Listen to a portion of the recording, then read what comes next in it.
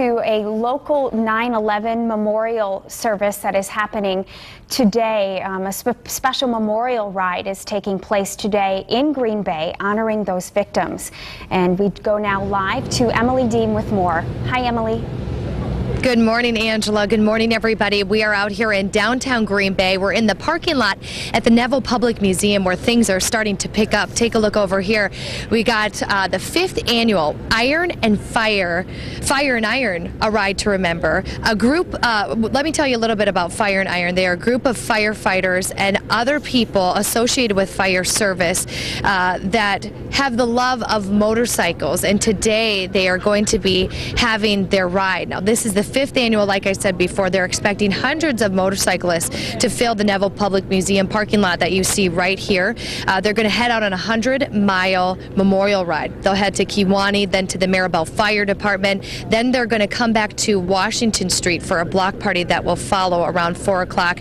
Now, Fire and Iron supports the Wisconsin Alliance for Fire Safety. I have Dan Gengler, who is here with me, the executive director for that. Good morning to you, Dan. Good morning, Emily. So let's go ahead and talk about how does Fire and Iron support the Wisconsin Alliance for Fire Safety? Well, this is their 5th ride, as I think you mentioned, and what they do is they take the proceeds from that and donate it to our camp for burn-injured children.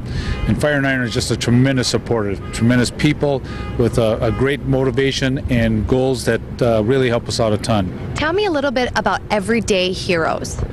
Everyday Heroes was the theme that we had at camp this year, and we brought in people that were somewhat monumental in life in some aspect. We had a couple of people, one from Iraq, Afghanistan, that were injured soldiers that were protecting our country and doing the things that we believe is going on over there. And we had a couple of firefighters that had a miraculous save. And then ultimately, our heroes were the children that were our campers. And they showed to these people coming out there that their seconds of doing something very courageous, these children are going to be living their entire lives doing courageous things with themselves. And talk to me about the camp and the youth that are able to go to this camp.